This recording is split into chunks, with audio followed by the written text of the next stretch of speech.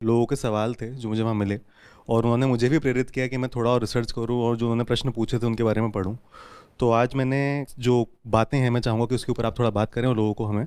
बहुत बढ़िया। तो आप आज डेटा वगैरह लेके आए हैं जी। काफ़ी। जी। ठीक है।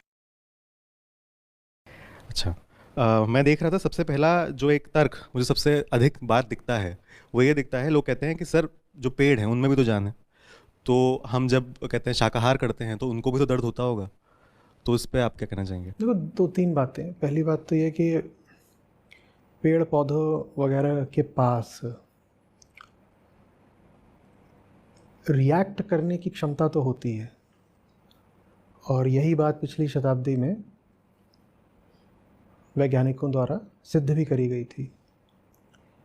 लेकिन पेन फील करने के लिए एक आपको स्नायु तंत्र चाहिए, सेंट्रल नर्वस सिस्टम चाहिए। वो पेड़ पौधों के पास नहीं होता।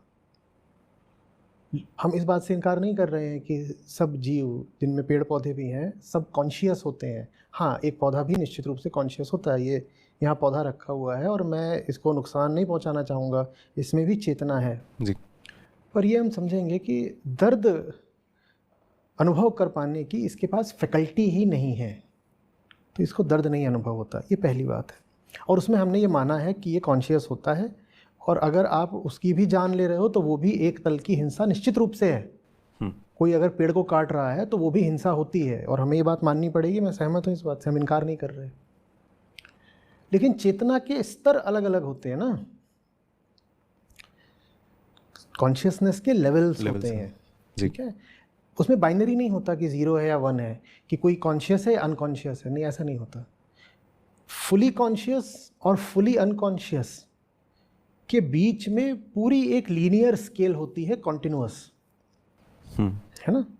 तो सब जितने भी प्राणी हैं, बीइंग्स हैं, वो अलग अलग लेवल की कॉन्शियसनेस के होते हैं, अलग अलग स्तर की उनकी चेतना चेतना होती है। होती है। जिसकी चेतना जितने ऊंचे स्तर की है, वो उतने ही ज़्यादा मूल्य का, सम्मान का प्राणी हो जाता है, और उतनी ही उसकी जिम्मेदारी भी बढ़ जाती है। हम्म।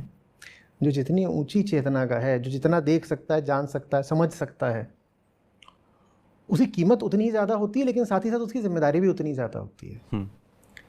तो हम बहुत अच्छे से जानते हैं कि चेतना के तलों की जब बात आएगी तो उसमें जो फुली अनकॉन्शियस है उसको हम बोल देते हैं पेड़, और पेड़ कह रहा हूँ, रेत हो गई, पत्थर हो गया, है ना। हम्म। जितना भी ये मटेरियल वर्ल्ड है वो हो गया, वो हो गया आपका फुली अनकॉन्शियस।